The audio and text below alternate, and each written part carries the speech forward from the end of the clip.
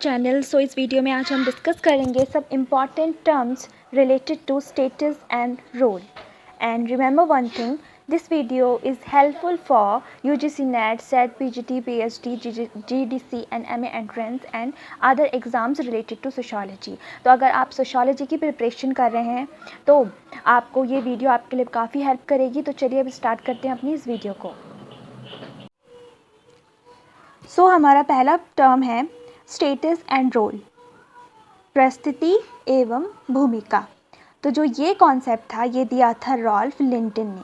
First time sociology में introduce करा था उन्होंने स्टेटस एंड रोल टर्म को। तो चलिए देख लेते हैं कि what is status and role. Status क्या होता है? सिंपली स्टेटस का जो मतलब होता है उसका मतलब होता है पोजीशन। क्या होता है? पोजीशन। स्टेटस मतलब पोजीशन की किसी भी इंडिविजुअल्स की उस सोसाइटी में क्या पोजीशन है उसको हम कहते हैं स्टेटस। ओके। एंड जो हमारा स्टेटस होता है वो हमारा क्या होता है? रोल से अटैच्ड होता है। हर एक स्टेटस के साथ एक पर्टिकुलर रोल अटैच्ड होता है। इसीलिए रॉल्फ लिंटन ने एक बहुत ही फेमस डेफिनेशन दी थी कि role is the dynamic aspects of status. कि जो रोल है, जो भूमिका है, वो परिस्थिति का एक गतिशील पक्ष है या प्रारूप है। ठीक है, समझ आ गया आपको? चलिए अब आगे देखते हैं हम कुछ इम्पॉर्टेंट टर्म्स जो कि सारे एग्ज़ाम्स में कहीं ना कहीं पूछे जाते रहे हैं। तो वो जो ये हैं, चलिए इन्हें देखते हैं। मैं इसके आगे स्टार मार्क लगाती हूँ क्योंकि ये बहुत इंपॉर्टेंट है। Role set, status set, multiple role, status sequence by Robert King Merton. Robert King Merton हमारे फंक्शनलिस्ट हैं, आप सब लोग जानते हैं। तो रॉबर्ट किंग मर्टन ने रोल सेट दिया था, स्टेटस सेट दिया था, मल्टीपल रोल दिया था, स्टेटस सीक्वेंस दिया था। तो वैसे तो मैंने इन सारे टर्म पर एक पर्टिकुलर वीडियो बनाई है।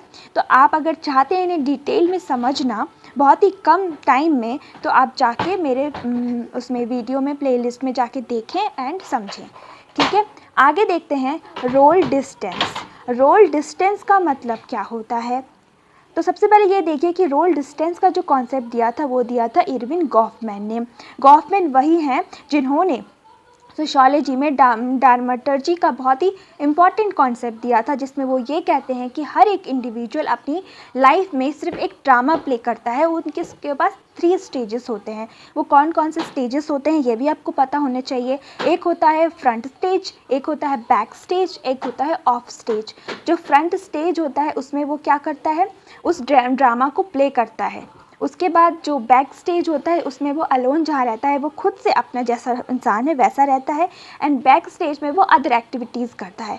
तो रोल डिस्टेंस का कॉन्सेप्ट का मतलब ये है कि जब हम किसी पर्टिकुलर रोल को निभाने के लिए उससे दूरी बना लेते हैं, मतलब हम उसे नहीं निभा पाते हैं अच्छे से, तो उसे हम कहते हैं रोल डिस्टेंस। आगे देखते हैं रोल कॉन्फ्लिक्ट। रोल कॉन्फ्लिक्ट की बात की थी रॉबर्ट किंग मर्टन ने।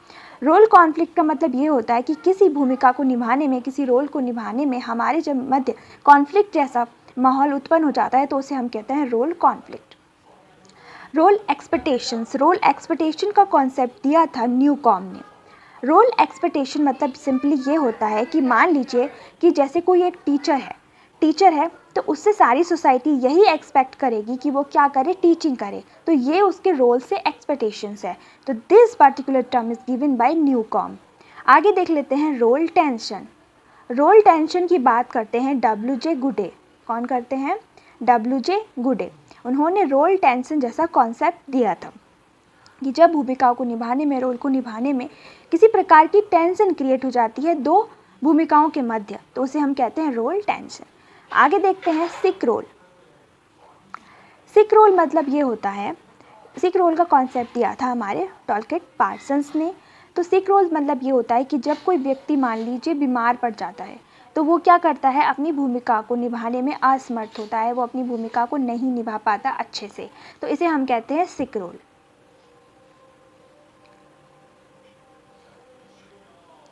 नेक्स्ट कॉन्सेप्ट है रोल ट्रांजिशन, जिसे दिया था इमाइल डरखाइन ने। रोल ट्रांजिशन मतलब यही होता है, मान लीजिए 2 भूमिकाएं हैं। एक भूमिका से जब हम दूसरी भूमिका की ओर बढ़ते हैं तो उसके बीच का जो एक अंतराल होता है या गैप होता है उसी को हम रोल ट्रांजिशन कहते हैं। आगे का कॉन्सेप्ट है मेन स्टेटस, मुख्य परिस्थिति। मेन स्टेटस क्या होता है? इसको कॉन्सेप्ट दिया था E.T. हिलर ने।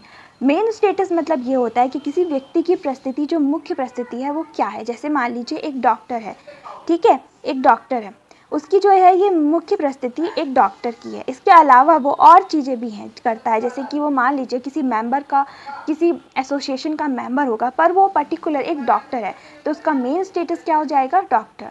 रोल कांस्टेंट क्या होता है, जिसे दिया था क्रिक ने।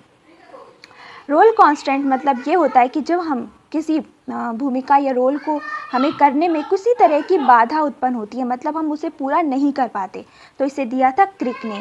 Next concept is given by Hiller. Hiller ने दिया था, कौन सा कॉन्सेप्ट दिया था, पोलर रोल का कॉन्सेप्ट दिया था। पोलर रोल मतलब ये होता है कि दो भूमिकाएं होती हैं, वो आपस में जुड़ी हुई होती हैं, उसे हम कहते हैं पोलर रोल। आगे देखते हैं रोल डेप्रिवेशन।